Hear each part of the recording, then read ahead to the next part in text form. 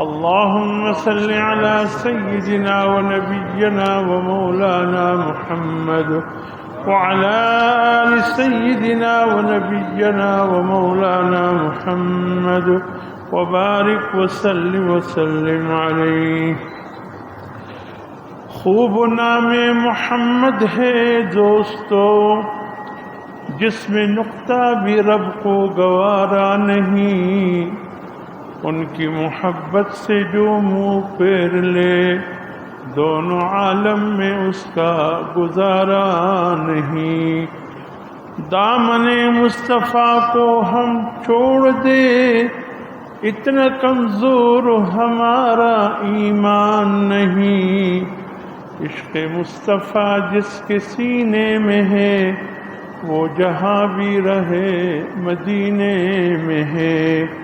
اور پھولوں میں بھی ایسی خوشبو کہاں، جو خوشبو میرے آقا کے پسینے میں ہے صلی اللہ علیہ وسلم. یہ اگلی صفحوں کو بھر دے.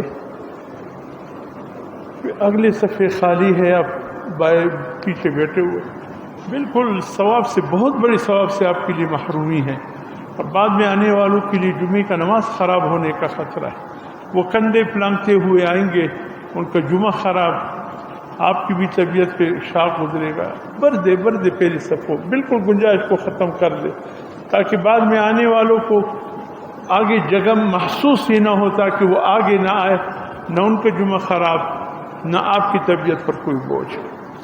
میرے محترم دوستو، اس وقت ہم بیک وقت دو قسم کے مہینوں میں موجود ہے. ایک مہینہ سن عیسوی کے اعتبار سے ماہ ستمبر کہلاتا ہے، جس میں اور آپ موجود ہے، اور دوسرا مہینہ ماہ صفر المظفر جو کہ سن ہجری کے حساب سے ہے. دونوں بیک وقت سن عیسوی کے حساب سے بھی اور سن ہجری کے حساب سے بھی دونوں مہینے اس وقت ہمارے درمیان میں ہیں، اور دونوں مہینے کا ایک پیغام ہے. اکثر ایسا ہوتا ہے کہ ماہ ستمبر آیا گزر گیا اور ہمیں پتہ بھی نہیں چلا کہ اس مہینے میں کیا واقعہ وقوع پذیر ہوا تھا، اور کتنا عظیم واقعہ وقوع پذیر ہوا تھا. ایک ایسا واقعہ جس کی بنیاد پہ ہم سب کی ایمان محفوظ ہو گئے، ہماری ایمانوں کو تحفظ ملا، ہمارے دین کی سرحدات محفوظ ہو گئے. اگر وہ فیصلہ اس ماہ ستمبر کے 7 تاریخ کو نہ آتا، خدا کی قسم ملک پاکستان کی دینی سرحدات برباد اور تباہ ہو جاتے. آپ جائیے پوچھئے، آج سیلاب کا جو صورتحال ہے، گاؤں کے گاؤں ڈوب رہے ہیں، علاقے کے علاقے ڈوب رہے ہیں. اس وقت سندھ کی جو کیفیت ہے الامان والحفیظ، اور کتنی دیہات، کل بھی 58 کے قریب دیہات ڈوب گئے. آج کی بھی خبر ہے 50-60 کے قریب دیہات ڈوب گئے. اب سندھ کے بڑے بڑے شہروں کو خطرہ لاحق ہے ڈوبنے کا. ایسا کیوں ہے؟ آپ نے کبھی غور کیا کہ یہ کیوں، یہ پانی یعنی اتنا وہ مقام کمزور ہو گئے کہ پانی یعنی اس بند کو توڑ دیا، اور پانی شہروں کے آبادی کی طرف جا کر لوگوں کے املاک کو بھی اپنے ساتھ بہا کر لے گیا. گھر، دیہات، بستی، شہر ویران پہ ویران ہوتے جا رہے، لوگ در پیدا ہوتے. میرے محترم دوستو، اس کی بنیادی وجہ یہی بتایا جاتا ہے کہ وہ جو کنارے پر باندھے ہوتے ہیں وہ مضبوط ہونا چاہیے. تو ہمارے اس دور کے اللہ رحم فرمائے انجینئر ہے، ساتھ میں ٹھیکیدار ہے، ساتھ میں ملے ہوئے افسران گرامی ہیں، ساتھ میں زراعت، آبپاشی، جو بھی اس سے منسلک ادارے، سب کے سب اوے کا وہی بگڑا ہے. ایسے جسے گنگا جمنا میں سب ہاتھ دھو رہے ہیں، اور جس کی حصے میں جتنا آ رہے ہیں وہ وصول کر رہے، اور بجائے اس کے کہ ان بندوں کو محفوظ کرتے، پشتوں کو محفوظ کرتے، دیہات بھی بچ جاتے، بستیاں بھی بچ جاتے، شہر بھی بچ جاتے، لیکن اتنے کمزور بنائے ہیں کہ وہ پانی کا تاب نہیں لا سکتے۔ کبھی وہاں سے بند ٹوٹ رہا ہے، کبھی اس طرف سے بند ٹوٹ رہا ہے، پانی ہے شہروں میں بستیوں میں داخل ہو رہا ہے۔ تو جتنا بند محفوظ ہوگا اتنا علاقے محفوظ ہوں گے، جتنے آس پاس کے جو بند محفوظ نہیں ہوگا پھر پانی کمزور راستوں سے نکل جاتے، وہ اپنے لیے راستہ ڈھونڈ لیتا ہے، اس کو بتانے کی ضرورت نہیں کہ سیدھا جاؤ یا دائیں جاؤ یا بائیں جاؤ، وہ کمزور راستہ دیکھتے اسی سے نکل جاتا ہے۔ تو آج سندھ کے یہ شہر جو ڈوبے ہیں، یہ علاقے جو ڈوبے ہیں، کیوں ڈوبے ہیں؟ کہ ہمارے وہاں جتنے بھی جھیل ہے یا جو اس کے پشتے وغیرہ ہے یا جو نہریں کے پشت وغیرہ ہے، اب دیکھیں بہت سے علاقوں میں پل موجود ہے، اچھے مضبوط بنے ہیں، ایسے بھی ہیں، اس کے دائیں بائیں بہہ گیا ہے۔ وہ دائیں بائیں کیا تھا؟ وہ پشت تھا، اس کو محفوظ بنانے کے لیے، اب وہ بہہ گیا، اب پل ہوا میں کھڑا ہے، اب لوگ کہاں سے آئے جائے؟ تو جتنے یہ پشتے محفوظ ہوں گے، کنارے محفوظ ہوں گے، اتنے ہی علاقے محفوظ ہوں گے۔ یہ ایک مثال میں نے آپ کو سمجھانے کے لیے دیا، اس لیے کہ ابھی یہ مثال آج کل ہم میں موجود بھی ہے اور یہی سب کچھ سامنے آ رہا ہے۔ اسی طریقے سے اگر ہمارے دین کی پشتیں محفوظ نہ ہو تو ایمان کا بیڑا غرق ہو جاتا ہے۔ جتنا ضروری ہے کہ دریا کے کنارے کی پشتیں محفوظ ہو، اس سے بڑھ کر ضروری ہے کہ ہمارے دین کے اطراف کی پشتیں محفوظ ہو۔ کوئی بدبخت نقب نہ لگائے، کوئی بدبخت گھات نہ لگائے، کوئی یہاں آ کر کے ایسی جگہوں سے کوئی اس میں یعنی گھات لگا کے لوگوں کے ایمان کا بیڑا غرق کرے۔ اب ایمانوں کا تو یہ حال ہے ہمارے، یعنی اتنا کمزور ہو گئے، نماز کی پرواہ نہیں ہے، روزی کی پرواہ نہیں، ایسے ایسے علاقے۔ اللہ رحم فرمائے، مجھے کہنا تو نہیں چاہیے کہ آزمائش ہے، اللہ پاک نہ لائے، جن پہ آیا ان سے جا کر پوچھے، لیکن دینی لحاظ سے بھی وہ بہت کمزور تھے بیچارے، دینی لحاظ سے۔ رمضان آتا کلم کلا، کانا تھا پینا تھا، پٹھان جانے رمضان جانے، یہ مشہور نعرہ ہے۔ نماز مسجدوں میں اسبل خانے بنے ہوئے، یا ہمارے تبلیغی جماعت والے گئے ہیں ایسے خطوں کی طرف، کیا خدا کی قسم سالہ سال سے مسجد ویران پڑے، بعد مساجد میں گدے بندے ہوئے نظر آئے، اسبل خانہ بنایا تھا، گھوڑے وہاں بندے ہوئے نظر آئے، جانور بندے ہوئے نظر آئے۔ اللہ کے گھر ہے، اللہ اکبر اللہ اکبر کی سزائیں۔ حضور صلی اللہ علیہ وسلم فرماتے جس خطے میں اذان ہوتی ہے، اگر اللہ کا کوئی عذاب اس خطے کی طرف متوجہ ہوتا ہے، لیکن جب اللہ کے گھر سے اذان کی آواز سنائی دیتی ہے، اللہ کے عذاب واپس ہو جاتے ہیں۔ یہ اذان اللہ کے عذاب کو واپس پلٹنے پر مجبور کر دیتا ہے۔ جب ہماری مساجد ویران ہوں گے، اذان اللہ اکبر کی صدائے نہیں ہوں گے، پھر گاؤں بعد میں ڈوبیں گے، اس علاقے کی مسجدیں پہلے ڈوبیں گے، کہ اس میں جب اللہ اور اس کے رسول کا نام ہی نہیں لیا جا رہا ہے، اس کے لیے سجدہ ہی نہیں ہو رہا ہے۔ تو یہ صورتحال دین کے حوالے سے ان خطوں میں تھا۔ بہرحال اللہ کی آزمائش ہے، بہت بڑی آزمائش ہے۔ اگر ابھی بھی کوئی متنبی نہ ہوئے، اور پھر حضور صلی اللہ علیہ وسلم نے فرمایا قرب قیامت میں یہ فتنے، یہ مصائب، یہ آزمائشات ایسے ٹوٹ ٹوٹ کر آئیں گے جیسے تسبیح کے دانے جو ایک داغے میں پروئے ہوئے ہوتے ہیں، اور اس کا داغا ٹوٹ جائے، یہ دانے کیسے ایک دوسرے کے بعد زمین پر گرنا شروع ہو جاتے، ٹک ٹک ٹک ٹک۔ فرمائے یہی حال ہوگا قرب قیامت میں، کہ ایک آزمائش ابھی تک ختم نہیں ہوئی، دوسری آزمائش سر پہ ہوگی، وہ ابھی ختم نہیں ہوئی، تیسری آزمائش سر پہ ہوگی۔ تو یہ آزمائشات در آزمائشات ہے۔ اب ظاہر ہے اللہ رحم فرمائے، میں تو یہ نہیں کہتا ہوں کہ یہ نشانیات خاص قیامت کی ہیں، بہرحال قیامت کی جو یعنی وہ جو نشانی وسطیٰ ہے اس سے تو تعلق ہے، اگر نشانات قریبت سے تعلق نہیں ہے وہ تو 10 ہے، وہ نشانات قریبت 10 ہے، وہ آیا تو پھر فوراً قیامت ہے۔ ایک نشانات بعیدہ ہے قیامت کے، وہ وقوع پذیر ہو گئے، ان میں ایک حضور صلی اللہ علیہ وسلم کی آمد ہے۔ حضور صلی اللہ علیہ وسلم کا آنا بھی قیامت کی نشانی ہے۔ معجزہ شق القمر ہے، چاند کے 2 ٹکڑے ہونے بھی قیامت کی نشانی ہے۔ یہ وہ نشانیاں ہیں جس کو نشانات بعیدہ کہا جاتا ہے۔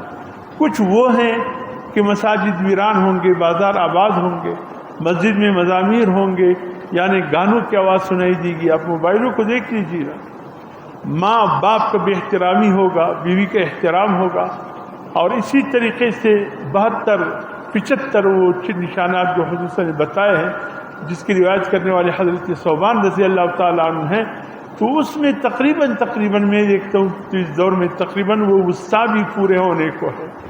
تو یہ چیزیں آئیں گے، حضور صلی اللہ علیہ وسلم جو بتایا وہ ہو کر رہے گا، اس میں کوئی شک نہیں ہے۔ بس اللہ رحم فرمائے، اللہ ہماری دین کی حفاظت بھی فرمائے، اللہ پاک خطے کی بھی حفاظت فرمائے۔ بہرحال میرے محترم دوستو، اللہ پاک نے انبیاء علیہ الصلوۃ والسلام کے سلسلے کو جاری فرمایا۔ ہر وقت ہر موقع پر انبیاء آئے، رشد و ہدایت کا پیغام لے کر آئے، اللہ کے بندوں تک لاتے رہے، ان کو گمراہی سے بچا کر ہدایت کی طرف تلقین کرتے رہے، رہنمائی کرتے رہے۔ ہر دور میں ہر موقع پر نبی آئے۔ خود قرآن حکیم کی سورۃ الرعد 13ویں پارے میں اللہ پاک نے پہلے رکوع کی، سورۃ الرعد کی پہلی رکوع کی آخری الفاظ وَلِكُلِّ قَوْمٍ هَادٍ، اللہ فرماتے ہیں ہر قوم، ہر خطے، ہر مقام، ہر بستی، ہر گاؤں کی طرف میں نے انبیاء بھیجے ہیں۔ کوئی خطہ اللہ کے نبیوں سے خالی نہیں رہا، ہر شہر میں نبی آیا ہے، ہر گاؤں بستی میں نبی آیا ہے۔ یہ اور بات ہے کہ بعض جو ضروری تھا اس امت کی رہنمائی کے لیے اللہ نے ان نبیوں کا تذکرہ قرآن میں کر دیا، اور جس کی ضرورت نہیں تھی اللہ نے اس کی حالات، واقعات، نام، تاریخ کو اللہ نے خفیہ رکھ دیا۔ ظاہر ہے کہ اتنی کثرت سے انبیاء ہے، لیکن پورے قرآن میں آپ کو 26 یا 27 نبیوں کے حالات زندگی ملے گا۔ اب اتنے 1 لاکھ کم و بیش 24,000 انبیاء آئے ہیں، لیکن اس کا سب کا تذکرہ قرآن میں نہیں ہے۔ لیکن اللہ رب العزت کا فرمان ہے کہ میں نے ہر خطے کے لیے نبی بھیجا۔ اللہ ظالم نہیں ہے۔ اگر کوئی خطے والا یہ کہہ دیتا کہ بھئی میرے پاس کوئی سمجھانے والا نہیں آیا، ورنہ میں ہدایت والا ہوتا، میں ایمان والا ہوتا، میں رائے ہدایت کو پا لیتا، لیکن نبی نہیں آیا، تو یہ عذر اللہ نے سب کو ختم کر دیا۔ اب حضور صلی اللہ علیہ وسلم، حضرت عیسیٰ علیہ السلام تک دین مختلف ٹکڑوں میں آتا رہا، انبیاء بھی آتے رہے، اللہ کا پیغام بھی آتا رہا۔ میرے محترم دوستو، کہیں اللہ پاک نے نبیوں کے ذریعے ہدایت کا پیغام چلایا، کہیں وحی کے ذریعے، کہیں الہامی کتب کے ذریعے، کہیں صحف کے ذریعے، لیکن اللہ کا پیغام اللہ کے بندوں تک آتا رہا۔ جو وقت گزرتا گیا، حضرت عیسیٰ علیہ السلام تشریف لائے، پھر اس کے بعد ایک طویل عرصہ جس کو زمان فترت کہا جاتا ہے، کوئی نبی کوئی رسول نہیں تھا۔ یہ تقریباً 570 سال بنتے ہیں، 570 سال، تقریباً 200 حضرت عیسیٰ علیہ السلام کے آسمانوں پر اٹھائے جانے کے 280 سال تک حضرت عیسیٰ علیہ السلام کا دین محفوظ رہا۔ 280 سال تک حضرت عیسیٰ علیہ السلام کے آسمان پر اٹھائے جانے کے بعد پھر ایک بدبخت یہودی بادشاہ تھا جو قسطنطنیہ کے علاقے میں اس کی حکمرانی تھی، اور قسطنطنیہ اس وقت نام تھا، پھر بعد میں اب تبدیل ہوا ہے، اس شہر کا نام ہے استنبول، یہ ترکی میں ہے۔ یہ اس کا سلطنت کا یوں سمجھ لیجیے کہ دارالحکومت تھا۔ حضور صلی اللہ علیہ وسلم فرماتے ہیں قسطنطنیہ شہر کا نام ہے، بعد میں تبدیل ہوگا، قرب قیامت میں یہ واپس قسطنطنیہ بن جائے گا۔ بہرحال 280 سال بعد یہ بدبخت جو یہودی تھا، بیس بدل کر اس نے عیسائیت کا لباس اختیار کیا، بیس اختیار کیا، اور پھر لوگ خوش ہو گئے، چلو ایک بڑے بادشاہ عیسائی بن گیا۔ اس نے جو لوگوں کو پیغام دیا، اس کے بعد سے دین عیسیٰ مسخ ہو گیا، اس بدبخت کی وجہ سے۔ جیسے دین اسلام میں بھی بعض بدبخت یہودی آئے، اسلام کا لبادہ اوڑھ کر، اسلام کا لبادہ اوڑھ کر، اور انہوں نے آ کر کہا ہم مسلمان ہیں، لبادہ اسلام کا تھا، لیکن انہوں نے اللہ مان وہ خرافات شروع کی جس کے کوئی انتہا نہیں۔ ایک تو ملعون ابن ابی تھا، اللہ نے اس فتنے کو چلایا ہی نہیں. وہ حضور صلی اللہ علیہ وسلم کی زندگی میں تقریباً ختم ہو گیا. چند ایک رہ گئے تھے, بعد میں وہ مخلص مسلمان بن گئے یا ختم ہو گئے. اس کے بعد ملعون ابن سبا آیا. ابن سبا نے جو کرتوت جو کچھ دکھایا آج تک ہم اس کو بھگت رہے, آج تک ہم اس کو بھگت رہے. بس تفصیل میں جانے کا واقعہ نہیں, آپ اشارہ سمجھ گئے ہوں گے کہ میرے کس طرف اشارہ ہے. تو اس قسم کے فتنے بھی اسلام میں بھی آئے. یہ تو اللہ کا فضل ہوا, وسلم کی دعائیں ہیں. اللہ کا وعدہ ہے کہ قیامت تک یہ دین اسلام محفوظ رہے گا. اللہ نے یہ دین اسلام کو محفوظ کیا, ورنہ ملعون ابن سبا کی طرح خوارج, فتنے خوارج آیا, فتنے معتزلہ آیا, فتنے قدریہ آیا, فتنے کرامیہ آیا, فتنے روافض آیا. کون کون سے فتنے نہیں آئے لوگوں کو بے ایمان بنانے کے لیے. ہر دور میں ایک فتنہ ہوتا تھا. اللہ پاک پھر علماء حق کو پیدا کر لیتے, اس فتنے کا سد باب ہو جاتا. آج بھی آپ یقین کیجئے, دیکھ لیجئے, جو اصل دین ہے اس کی طرف لوگوں کی توجہ کتنی ہے, اور جو رسومات, رواج اور کیا کیا کچھ جو لوگوں نے ایجاد کیے تھے وہ کتنے ہیں. ہماری شادی بیاہ کے رسومات کو دیکھ لیجئے, ہمارے چلو اس کو یعنی فوتگی کی رسومات کو دیکھ لیجئے, اس میں بھی ہندوؤں نے اپنے حصہ ڈال دیا, یہودیوں نے اپنے حصہ ڈال دیا, عیسائیوں نے اپنے حصہ ڈال دیا. ہم اس کو دین اسلام کے بنیادی جز سمجھتے ہیں, لیکن اس کا دین سے کوئی تعلق ہی نہیں ہے. تفصیل میں جانے کا موقع نہیں, صرف یہ بتانا ہے کیسے کیسے رسومات ہمارے دین میں داخل کی گئی. اب یہ کون سا مہینہ ہے؟ سفر کا مہینہ ہے نا. میں آپ سے ایک سوال کرتا ہوں, اس سفر کے مہینے میں آپ اپنے گھر میں شادی کی کوئی تقریبات منعقد کرتے ہیں؟ کوئی خوشی کا تقریب نہیں کرتے ہیں. آپ مسلمانوں سے کہتے ہو, غیر مسلم تو میرا اس سے تمہیں مخاطب ہی نہیں, میں آپ سے مخاطب مسلمان ہوں. سفر کے مہینے میں آپ خوشی کی تقریب کیوں نہیں کرتے؟ آپ اس مہینے میں آپ ایک اچھے کام کا آغاز کیوں نہیں کرتے؟ کیوں یہ گھروں میں ہماری خاموشی چھا جاتی؟ کیوں؟ ہم بھی رسومات رواج, اسلام ایک بنیادی حقیقت ہے, اس میں رسومات کا کوئی بھی عمل دخل نہیں, رواجوں کا کوئی عمل دخل نہیں, صاف ستھرا دین حضور صلی اللہ علیہ وسلم لے کر آئے. لیکن آج ہم نے کس حد تک اس میں رواج کو داخل کر دیا, کس حد تک ہم نے اس میں رسومات کو داخل کر دیا.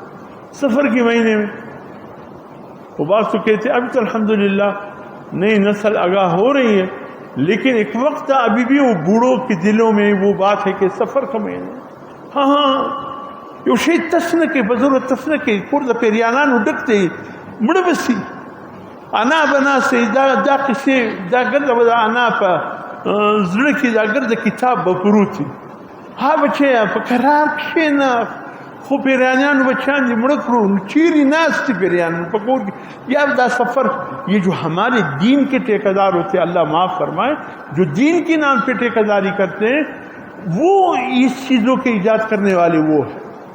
نہ قرآن سے کوئی تعلق, نہ دین سے کوئی تعلق. بس سفر کے مہینے میں آفات نازل ہوتے ہیں, مصیبتیں نازل ہوتے ہیں, تکلیفیں نازل ہوتے ہیں.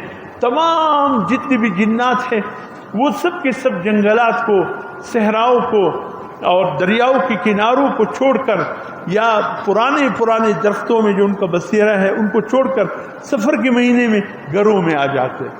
بس خیال سے بیٹھنا, کوئی پتھر نہ گرے آپ سے, کوئی بچہ زبردستی گھر کے اندر چھلانگ نہ لگائے. کیوں؟ یہ پھر جنات کے بچے پاؤں کے نیچے آتے پھر تنگ کرتے. سب خرافات. حضور صلی اللہ علیہ وسلم زمانے جاہلیت میں بھی یہ تھا. حضور صلی اللہ علیہ وسلم نے فرمایا لا سفر ولا عدوہ. اسی طریقے سے فرمایا کوئی سفر کے مہینے میں نحوست نہیں ہے, کسی قسم کے متعدد موذی مرض کا وہ سلسلہ بھی نہیں جو لوگوں نے سمجھا ہے.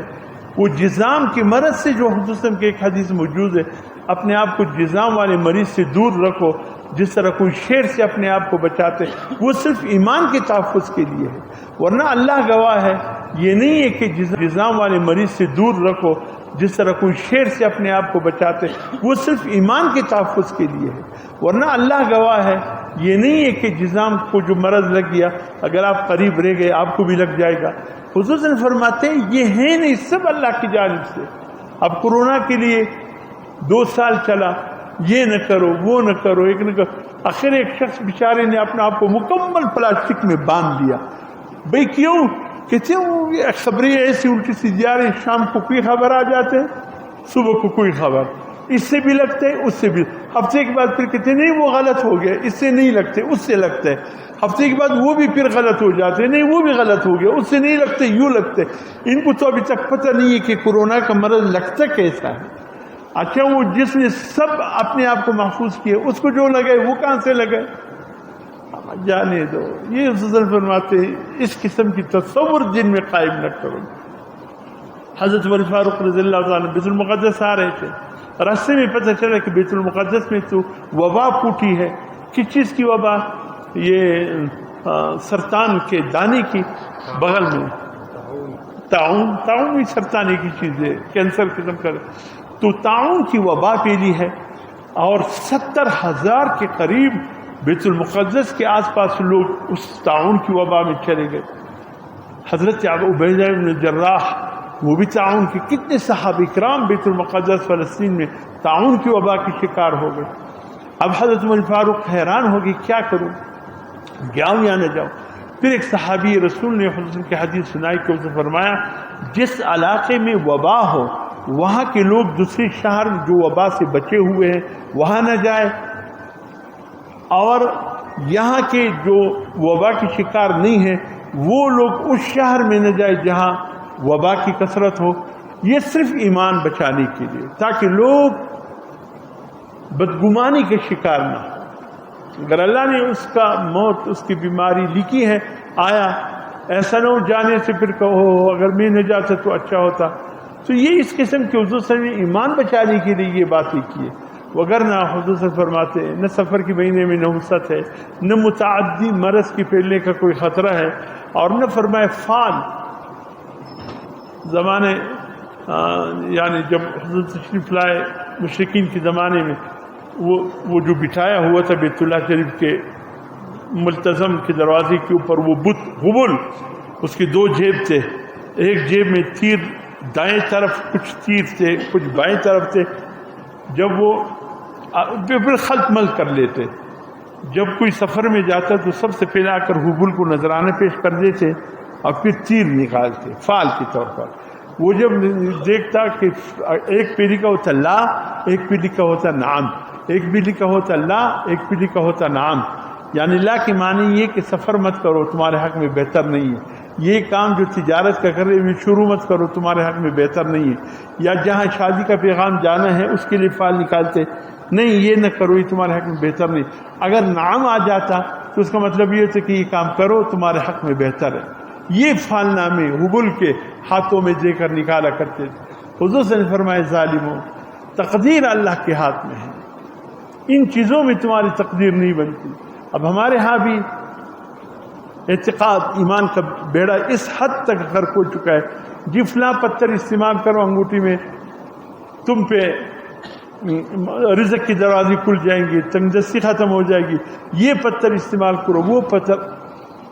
عجیب، پتھروں میں اگر کوئی ایسا ہوتا تو خدا کی قسم میرے آپ کے تو 2 انگلیوں پر ہوتے یا 4 پر، میرے تو 10 کے 10 ان پتھروں کی انگوٹھوں سے بھرے ہوتے۔ یار یہ تو اتنا فائدہ مند چیز ہے، لیکن اللہ جانتا ہے کہ ان پتھروں میں نہ نفع ہے نہ نقصان ہے۔ حضرت عمر فاروق آئے ہیں، حجر اسود کے سامنے کھڑے ہو گئے، ایسے کھڑے ہو گئے، جب میں غفیر تھا، جب میرا وقت کے خلیفہ ہے امیر المؤمنین ہے، حجر اسود کے سامنے کھڑے ہو کر حجر اسود کو پکار رہے، اے حجر اسود پتھر، میں عمر جانتا ہوں نہ تو دنیا میں کسی کو خیر پہنچا سکتے نہ نفع، اگر میں نے حضور صلی اللہ علیہ وسلم کو نہ دیکھا ہوتا کہ تجھ پر اپنے لب مبارک رکھ کر تمہیں چوم رہا ہے. خدا قسم عمر بھی اگر نہ دیکھتا تو عمر بھی تجھے کبھی نہیں چومتا، لیکن چوم کے تجھ پر حضور صلی اللہ علیہ وسلم کے لب پڑے ہیں، انہوں نے تمہیں چوما ہے. میں حضور صلی اللہ علیہ وسلم کی اتباع میں حجر اسود تمہیں چوم رہا. بتا دیا کہ نفع نقصان کے مالک حجر اسود بھی نہیں ہے، اللہ ہے.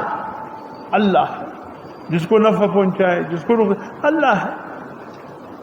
ایک شام کو بارش ہو گئی، فجر کے لیے حضور تشریف لائے. ماشاءاللہ باران رحمت برس رہا تھا. حضور صلی اللہ علیہ وسلم نے سلام پھیرا. سلام پھیرنے کے بعد متوجہ ہوئے صحابہ کرام کی طرف، فرمایا الحمدللہ آج صبح سب نے صبح کی. بعض لوگ نے ایسے صبح کی کہ اللہ پر ایمان کی حالت میں صبح کی، بعض لوگوں نے ایسی صبح کی کہ وہ ایمان اس سے ہٹ گیا اور انہوں نے صبح کی. یا رسول اللہ یہ کون سے لوگ ہیں؟ فرمایا ایک وہ لوگ ہیں جنہوں نے صبح بارش کو ہوتے ہوئے دیکھا اور کہا یہ محض اللہ کی فضل سے برسا، یہ اللہ کی رحمت ہے، اللہ کی فضل سے برسا. انہوں نے تو اللہ پر ایمان رکھا. اور بعض وہ لوگ ہیں جنہوں نے بارش کو برستے ہوئے دیکھ کر کہا یہ فلاں پتھر کی وجہ سے یا فلاں ستارے کی وجہ سے یا فلاں سیارے کی وجہ سے یہ وہاں سے وہاں گیا ستارہ، اس وجہ سے یہ پانی برسا.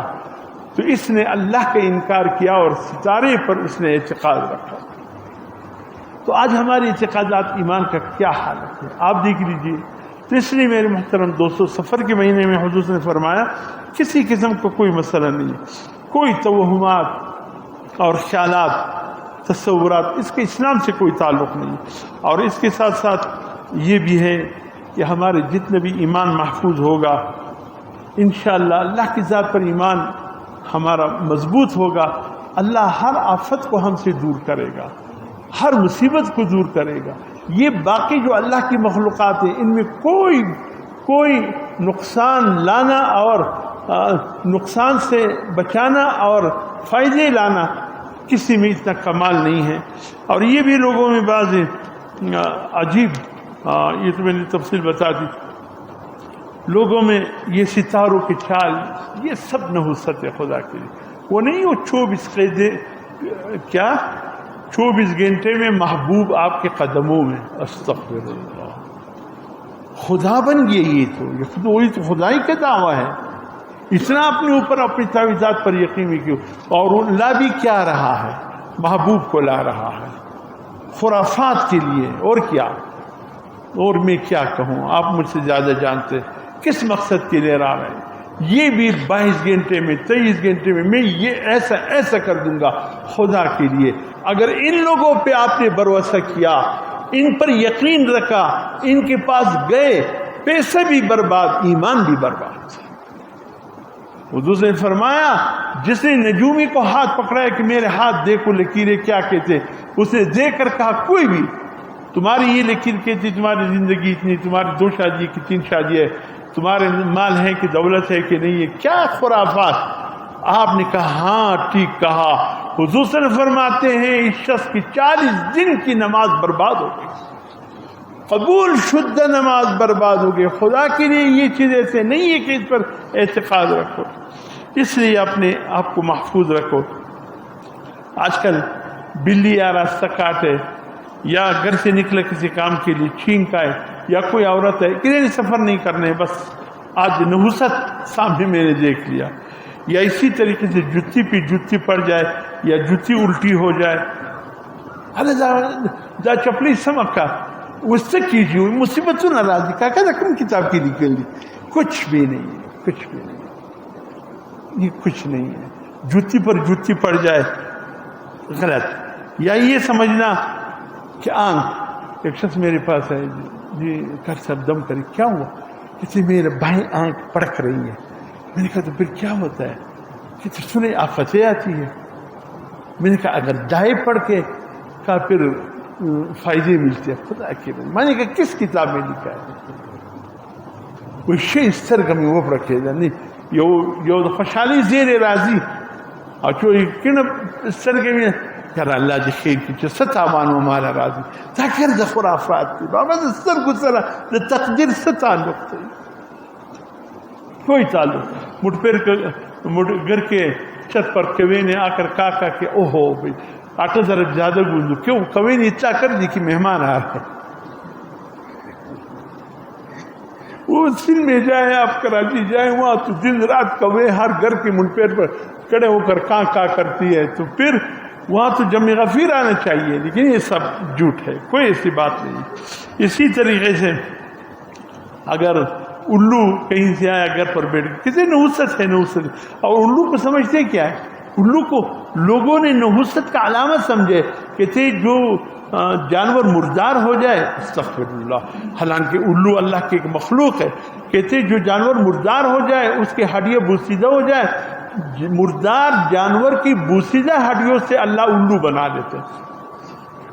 خالص ہندو کی رسم، خالص ہندوانہ ذہن، اسلام سے کوئی تعلق نہیں. شادی کی لیے تاریخ دیکھتے، جیسے کہ محرم کا مہینہ تو نہیں ہے، جیسے کہ سفر کا مہینہ تو نہیں ہے، جیسے کہ افلا مہینہ تو نہیں ہے، ذقات کا مہینہ تو نہیں ہے. وہ تو پٹھانوں میں خالی کا مہینہ مشہور ہے. گھر میں اگر بیوی کو راؤ وہ خالی ہی رہے گی، اس کی گود بھی خالی رہے گا. استغفر اللہ، کہاں سے یہ اخذ کیے؟ اللہ نے ایسے مہینے بھی ہمیں دیے جس میں نحوست ہے. اللہ نے ایسے دن بھی ہمیں دیے جس میں نحوست ہے. اللہ نے ایسے راتیں بھی ہمیں دیے جس میں نحوست ہے. کہاں سے یہ بات ہمارے ذہنوں میں آ گئی؟ خدا کے لیے ہتھیلی خارج کرنے لگے. کیا وہ بھی دولت آ رہا؟ یہ اتنا آسان ہوتا تو بہت غریبوں کا ہاتھ ہر وقت بیچاروں کا خارج ہوتا ہے. کون مالا مال ہوا ہے؟ یہ سب جھوٹ ہے. خدا کے لیے آپ کا ہفتہ کیسا رہے گا؟ آپ کا ستارہ کہاں ہوگا؟ آپ کا اس ٹائم جو ہے قسمت فلاں سیارے میں، ستارے میں، ان سب پر لعنت بھیجو.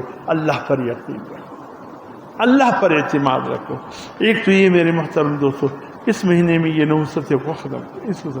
اور دوسرا یہ کہ یہ ستمبر کا مہینہ ہے، اس میں بہت عظیم ہے. جس طرح 6 ستمبر کو افواج پاکستان نے اپنی جانوں پر کھیل کر ملک کے جغرافیائی سرحدوں کا تحفظ کیا، دشمن کے عزائم کو خاک میں ملا دیا، اس طرح 7 ستمبر کو اللہ ان سب پر رحم فرمائے جو بھی اس وقت ہمارے قومی اسمبلی میں ممبران تھے. سب نے متفق ساتھ دیا. اس وقت جو بھی وزرات تھے، وزیر اعظم تھے، اللہ ان سب کی خبروں کو نور سے بھر دے. بہت بڑا کام کر گئے. خدا کی قسم ہمارے دین کی سرحدات کو محفوظ کیا. ورنہ یہ غلام قادیانی بدبخت ملعون اتنا بدبخت تھا، اس نے تو ہمارے ایمان پر ڈاکہ ڈال دیا تھا، کتنے لوگوں کو گمراہ کر لیا تھا. میرے محترم دوستو، اس بدبخت نے آ کر حضور صلی اللہ علیہ وسلم جو اللہ کے آخری نبی، اللہ پاک نے فرمایا میں نے دین کو مکمل کر دیا اور تمہارے اوپر نعمتیں بھی مکمل کر دی اور دین تمہارے لیے اسلام ٹھہرایا. سب سے بڑی نعمت اللہ کی نعمتوں میں کیا ہے؟ سب سے بڑی نعمت حضور صلی اللہ علیہ وسلم کی ذات ہے.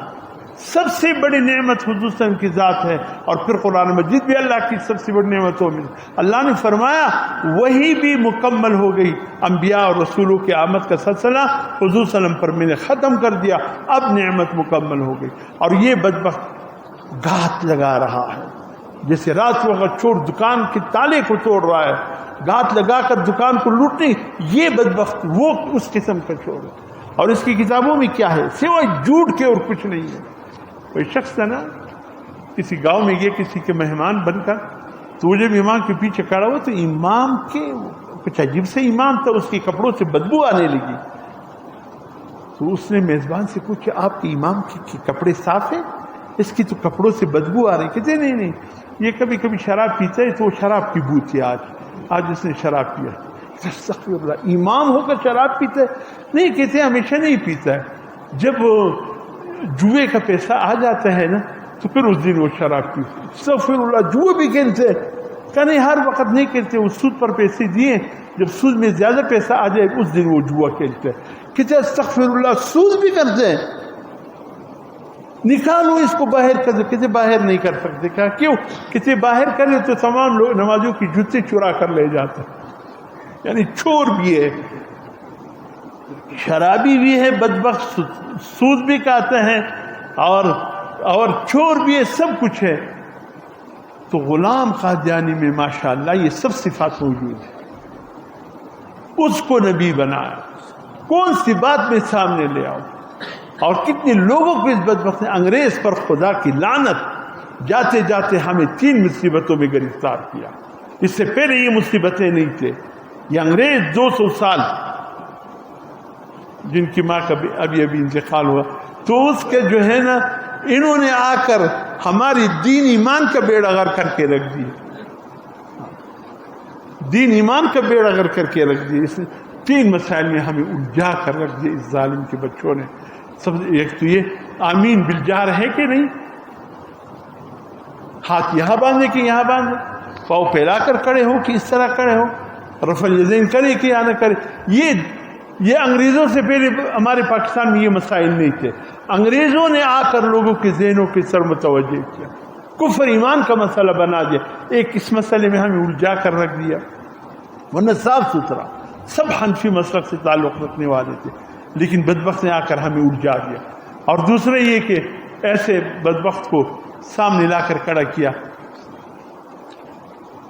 نظر منت منوتی کیا کیا چیزیں، امام حسین کے نام کا نیاز دو، فلانے کا نام کا نیاز دو. خواجہ غریب نواز کے ایسا دیکھ پک رہا ہے کہ اس میں 50 بوری چینی اور 50 بوری اس میں چاول اور کیا کیا. یہ جی خواجہ غریب نواز کے نام کا نیاز ہے. نہ نماز ہے نہ روزہ ہے، بس نیاز دے دو سب کچھ لکڑ ہضم پتھر ہضم ہو جائے، بس ان کا پیڑ بھرے رہے. جی 11ویں شریف ہے. ایک مولوی صاحب نے کہا وہ جو 11ویں شریف ہے 1 گھنٹے تقریر کا. مولوی صاحب 11ویں شریف قرآن عزیز میں ہے؟ کہتے ہیں ہاں. مولوی صاحب کہاں ہے؟ کہا کہ ممانعت نہیں آئی ہے، یہ اس کا ثبوت ہے کہ 11ویں شریف دیتے رہو. استغفر اللہ، کہاں سے یہ مسئلہ نکالا کہ حضور صلی اللہ علیہ وسلم نے منع نہیں کیا. ظالم کے بچے حضور صلی اللہ علیہ وسلم صحابہ کرام تابعین کے دور میں یہ خرافات تھا ہی نہیں. دین کے اندر جس نے نئی بات پیدا کی وہ گمراہی ہے. اس چیز میں ہمیں الجھا دیا. اور تیسری چیز جس میں الجھا، اس بدبخت کو لا کر ختم نبوت پر ڈاکہ ڈالا. اس بدبخت نے آ کر ختم نبوت پر ڈالا، ہمیں مرزائیت میں الجھا کر رکھ دیا. یہ 3 مسائل میں ابھی تک علماء بھی لگے لوگوں کی ذہن سازی کر رہے، مدارس والی بھی لگے. مساجد خدا کے لیے اپنے عقیدے کو صاف کرو، اپنے دین کو صاف ستھرا رکھو. تو یہ 7 ستمبر اللہ کی فضل سے ہماری دین کا تحفظ ہوا.